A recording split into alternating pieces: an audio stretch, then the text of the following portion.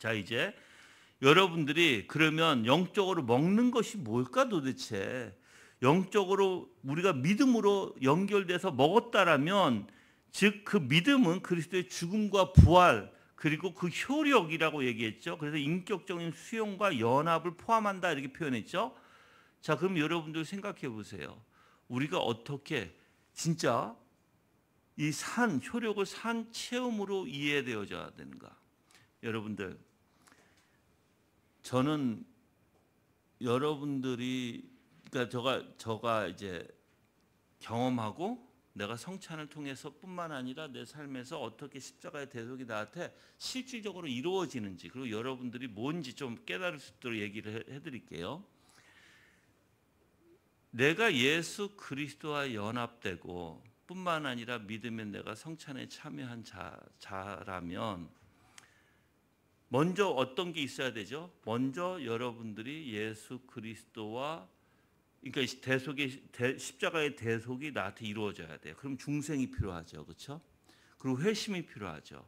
뿐만 아니라 칭의, 예수 그리스도의 의가 나한테 전가되어져야 돼요, 그렇죠?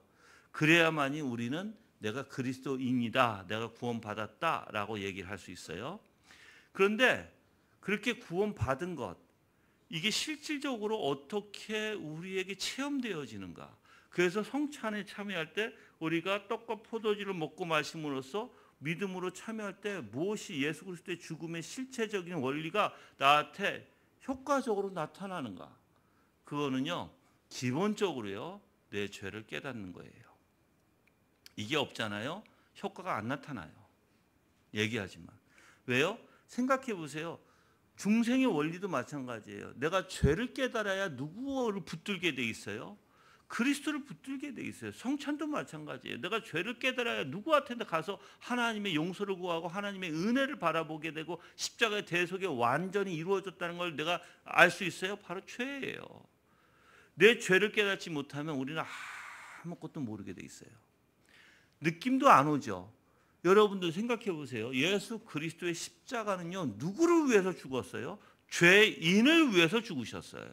즉 어떤 죄인? 하나님께서 선택한 백성의 죄. 그러면 여러분들이 십자가의 대속에서 생각해 보면 정말 내가 뭐부터 그럼 깨달아야 될까? 죄부터 깨달아야 돼요. 내가 얘기하지만 죄를 못 깨달으면 여러분들은 절대 효력이라는 건 없을 거예요. 죄가 내 마음에 찔리고 힘들어질 때 내가 주님을 바라보게 되고 주님을 의지하게 되고 주님을 부르고 주님을 내가 간절히 소망하잖아요. 그럴 때 역사가 일어나는 거예요. 그러면 어떤 역사들이 일어나냐면 정말 내 마음에서 죄에 대한 용서하심을 하나님께서 주세요. 그럼 많은 사람들이 목사님 죄에 대한 용서, 우리 이런 것들 보이지 않는 거거든요.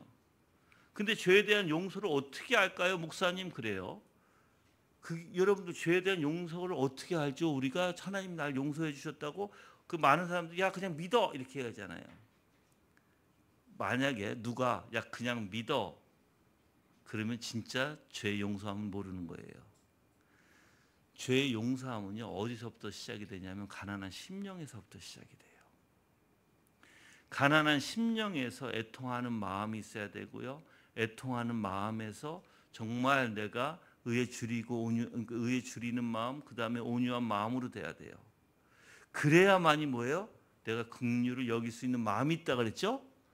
그러니까 시작 자체가 내가 내 마음이 죄로 인해서 가난한 심령이 있어야 하나님께서 나를 용서해 주셨다고 하는 그 은혜가 나한테 실질적으로 일어나고 실질적으로 마음속에서 그거를 기쁨으로 받게 되고 감사함으로 받게 되고, 그렇지만 나 같은 존재에 대한 가난한 심령은 아직 깔려 있어요. 거기서 주님 앞에 감사와 찬양과 경배가 나올 수 있는 거예요, 여러분들. 그래서 웨스트민스터 신앙고백서 29장에 따르면요, 믿음으로 성찬을 받을 때 우리는 그리스도의 몸과 피에 영적으로 참되게 참여하게 됩니다라고 말하고 있는 것이에요. 영적으로 뭐예요? 참되게 참여한다. 이게 바로 그런 원리라고요. 여러분들, 제가 성찬에 참여할 때 영적으로 참여하라 그랬잖아요. 믿음으로 참여하는 게 영적으로 참여하는 거예요.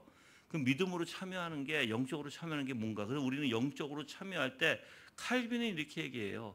즉 우리가 모든 게 영적이다라는 거예요. 신앙도 영적이에요, 사실 여러분들. 그럼 뭐가 영적이냐면 아까도 얘기해서 죄사함의 은혜를 얻는 게 영적이에요.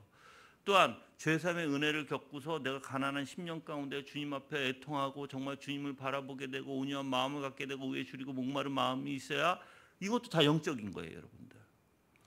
근데 실질적으로 나타나죠. 영적이라고 해서 그냥 상상만 하고 있는 게 영적이 아니에요. 그건 뭐가 잘못된 거예요. 영적이라는 것은요, 정말 은혜가 나한테 임하는 거예요, 여러분들.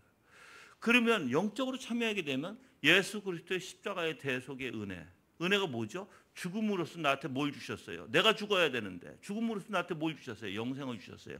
진짜 참된 생명을 주셨어요. 근데 무슨 참된 생명이에요? 영적인 영원한 참된 생명이에요. 그럼 영적인 영원한 참된 생명이 뭐예요? 이 세상의 생명, 우리가 가지고 있는 지금 이 생명은 무슨 생명이에요? 죽을 수 있는 생명이에요. 근데 예수님께서 주시는 이 참된 생명은 어떤 생명이에요? 영원히 영생하는 생명이에요. 그러면 이 영원히 영생하는 생명에는 뭐가 있죠? 바로 하나님에 대해서 알게 하는 힘이 있어요. 그 생명에는. 그래서 하나님과의 관계를 갖고 있는 생명이에요. 이 생명은 그냥 우리가 나 예수님 믿어 이거가 되지 않아요. 예수님을 사랑하게 되고요. 예수님을 바라게 되고요. 예수님 앞에 순종하기를 원하고요. 하나님의 영광으로 살아가게 되고요. 헌신하게 되고요. 기쁨으로 감사로 살아가게 되는 그러한 놀라운 역사가 있는 거예요, 여러분들. 그게 다르죠. 그게 우리는 보이지는 않지만 실질적으로 우리한테 내 마음 가운데 나타나게 돼 있어요. 그래서 여러분들 이 성찬은 생명의 떡과 예수님께서 주시는 이 생명의 떡, 그리고 또한 생명으로 인도하는 바로 생명을 주시는 그 잔, 그 피, 이것을 우리는 누리는 시간이에요. 누리는 시간. 그러면 여러분 떡과 잔을 누리는 시간이다. 누굴 누리는 거예요? 예수 그리스도를 누리는 시간이라는 거예요, 여러분들. 그래서 칼빈은 이렇게 얘기합니다. 하나님께서 그리스도를 우리에게 영생의 양식으로 주셨고라고 얘기합니다. 그래서 요한복음 6장 48절 가볼까요? 6장 48절 뭐라고 돼 있죠? 내가 곧 생명의 떡이로라, 이렇게 얘기하죠.